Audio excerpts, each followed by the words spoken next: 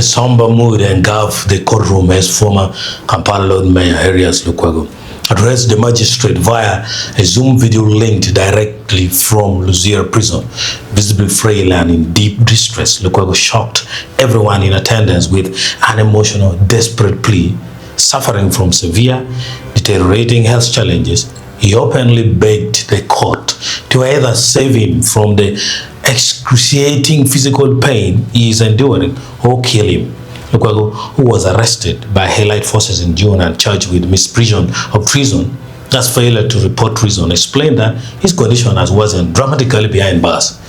He desperately requested the court to grant him bail so he can travel to India for specialized immediate medical attention and surgery to address severe spinal complications.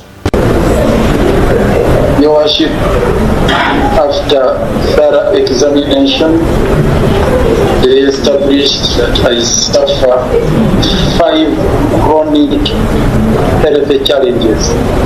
5 chronic health challenges, which are very, very serious.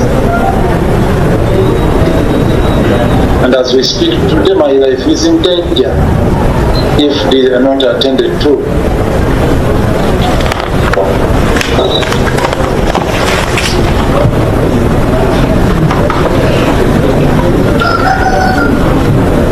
I have a problem with the breathing. They mentioned it here.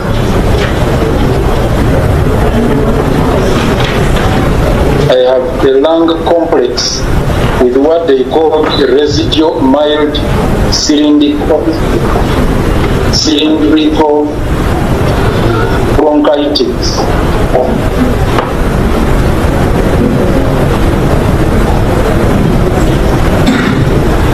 Which is a permanent damage on my lungs. And once I'm in a place with limited oxygen, I suffer breathlessness, and that's why here I was gasping for air, because the windows had been closed and I was not breathing well.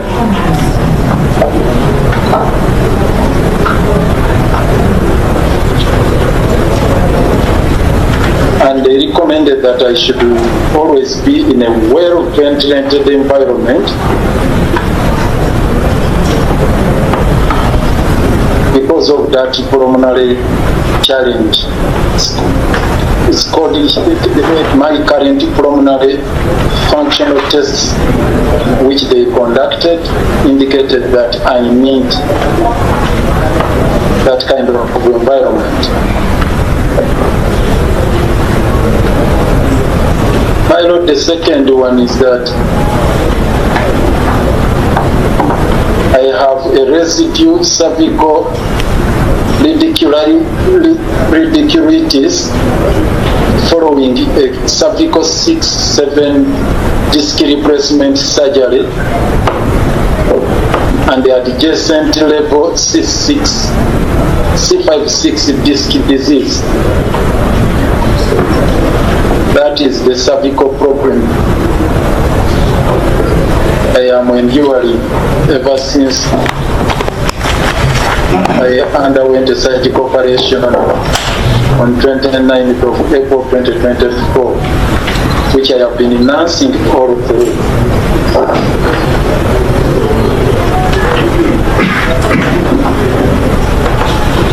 And these senior consultants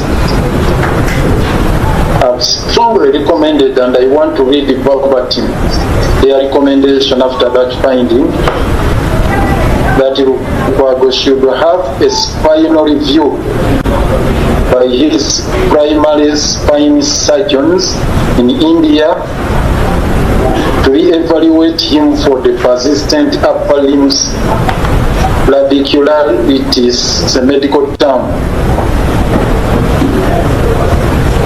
That they were unable to repeat the MRI investigations because they were not certain of the compatibility compatibility of the implants, the artificial disc that were used for his primary spine surgery.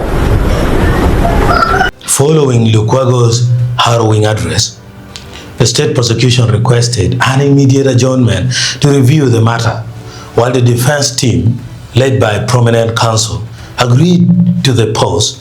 They fiercely lobbied for interim conditions to preserve their client's life.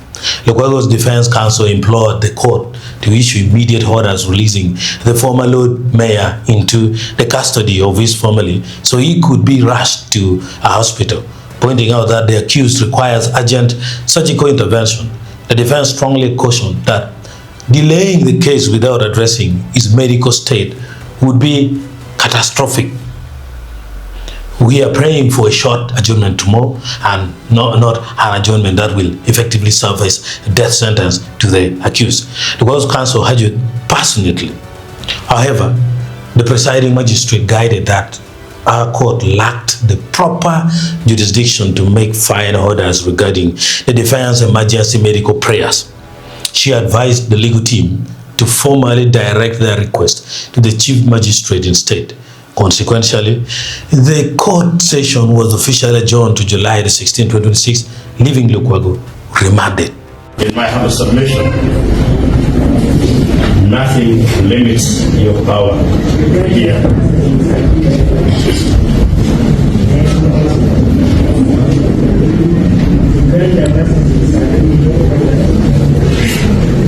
I am sure that you would be interested in knowing why the accused person has not appeared.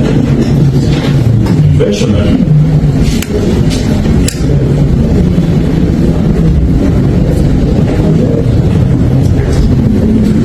the file before you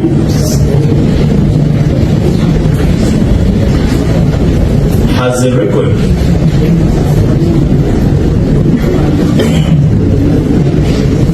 of poor health,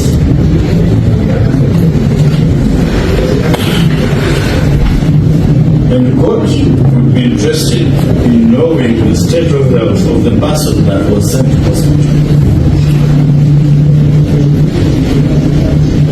Probably that's what you wanted to address. I would still employ your yes, this person was referred to hospital by this honorable court.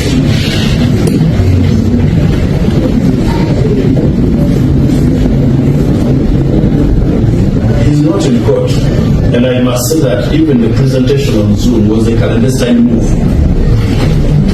We were not informed. We kept waiting for him down, listen to him, and probably receive any additional instructions. Only to be informed that the court is sitting and prosecution is already sitting. Probably you would need to know the accused's state of health before you exercise the jurisdiction to adjourn. I will still employ you.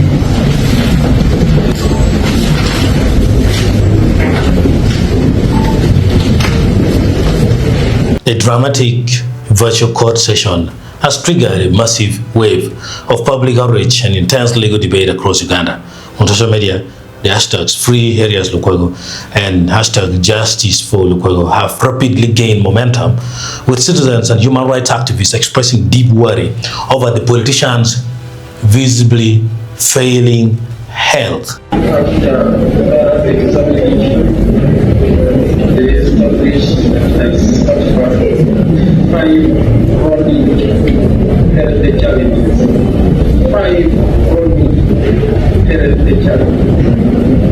Which are very, very serious.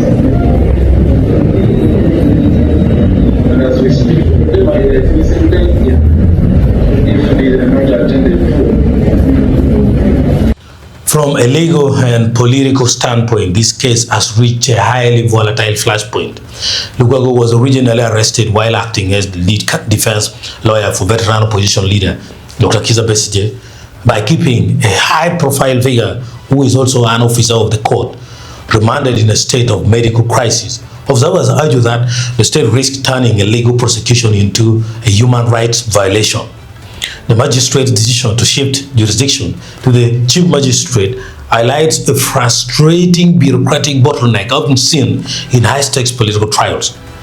While the judiciary must follow strict jurisdictional rules, forcing a critically ill inmate to wait until July the 16th underscores the defense warning. In a medical emergency, procedurals can have fatal real-world consequences, like what he said in his own words, death sentence.